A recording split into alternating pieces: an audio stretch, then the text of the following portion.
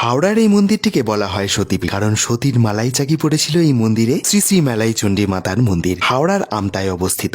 হ্যাঁ বন্ধুরা, হাওড়া থেকে আমতা লোকাল ধরে আমতা রেলওয়ে স্টেশনে নেমে স্টেশন থেকে টোটো ধরে মাত্র 5 মিনিটের দূরত্বেই এই শ্রী শ্রী মেলাই চণ্ডী মাতার মন্দির। বাজারের সামনেই মন্দিরে প্রবেশ করার এই ব্যানারটি আপনারা দেখতে পাবেন। তারপর বাজার পেরিয়ে আপনারা দেখতে পাবেন মন্দিরে পুজো দেওয়ার নানান সামগ্রীর দোকান। এখান থেকে আপনারা পূজার সামগ্রী কিনতে পারেন। পূজার সামগ্রী কিনে মন্দির প্রাঙ্গণে চলে আসুন। দেখতেই পাচ্ছেন বিশাল রাজপ্রাসাদের ন্যায় এই শ্রী শ্রী মেলাই চণ্ডী মাতার মন্দির। মন্দিরের অপূর্ব কারুকার্য আপনাকে মুগ্ধ করবে। মন্দিরের দুপাশে আপনি দেখতেই পাচ্ছেন যে দুটি সোনালী রঙের সিংহ, সেটি দেখলে আপনার অবিকল মনে হবে এটি যেন একটি সিংহ দুয়ার। চলুন এবার মূল মন্দিরের প্রবেশদ্বার দিয়ে আমরা প্রবেশ করব মন্দিরে।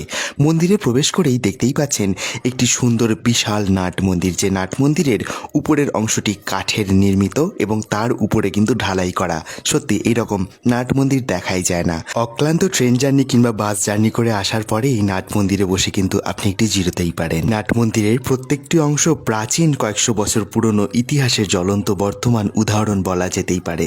নাট মন্দির পেরিয়েই আপনারা দেখতেই পাচ্ছেন শ্রী শ্রী মেলাই চণ্ডী মাতার মূল মন্দির। মন্দিরের ভিতরে অধিষ্ঠান করছে দেবী। আমরা মন্দিরে অবশ্যই প্রবেশ করব। তার আগে আপনারা দেখতেই পাচ্ছেন দেবীকে কত সুন্দরভাবে মন্দিরে স্থাপন করা হয়েছে। আমরা মন্দিরের সিঁড়ি দিয়ে উঠলাম। সিঁড়ি দিয়ে উঠেই আমরা যেহেতু গিয়েছিলাম বেশ সকালবেলায়, তাই মন্দিরে ভিড় ছিল একটু কম। প্রায় ফাঁকায় ফাঁকায় আমরা মাকে দর্শন করলাম।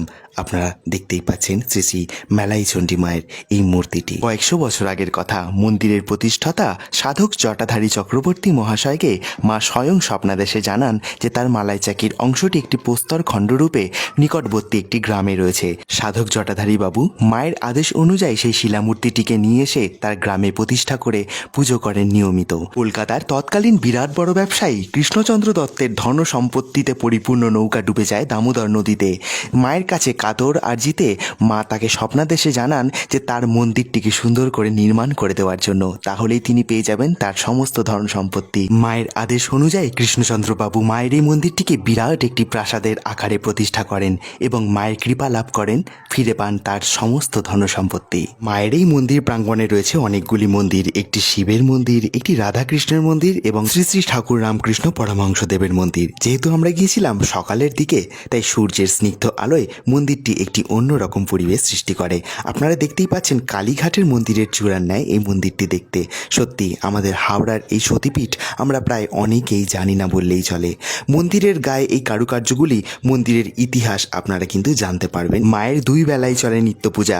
বেলা 12:30 থেকে 1টার মধ্যে মাকে ভোগ নিবেদন করার পরে মন্দিরটি বন্ধ থাকে। তারপরে আবার দুপুর 3টের সময় খুলে যায় মন্দিরটি সাধারণ দর্শনার্থীদের উদ্দেশ্যে। আপনারা দেখতেই পাচ্ছেন একটি দারুণ পরিবেশ। মন্দিরের বাইরে রয়েছে একটি বড় পুকুর এবং মন্দিরের দুপাশে স্থানীয় লোকেরা নানান রকম সবজি নিয়ে বসেছে। কারণ আপনাদেরকে প্রথমেই বললাম একটি বাজার পেরিয়ে আপনাদেরকে কিন্তু এই মন্দির প্রাঙ্গণে আসতে হবে। তাই হাওড়ার সতীপীঠে এখনো যারা আসেননি তারা অবশ্যই একদিন চলে আসুন শ্রী শ্রী মেলাই চণ্ডী মায়ের মন্দিরে এবং মায়ের কৃপা ভিক্ষা লাভ করুন, কারণ তিনি যে সকলের মা আর আমরা হলাম সেই মায়ের ভক্ত সন্তান। ভিডিওটি ভালো লাগলে লাইক, শেয়ার, কমেন্টের পাশাপাশি হ্যালো শালকিয়া ফেসবুক পেজটি লাইক এবং ফলো করতে কিন্তু একদম ভুলবেন না।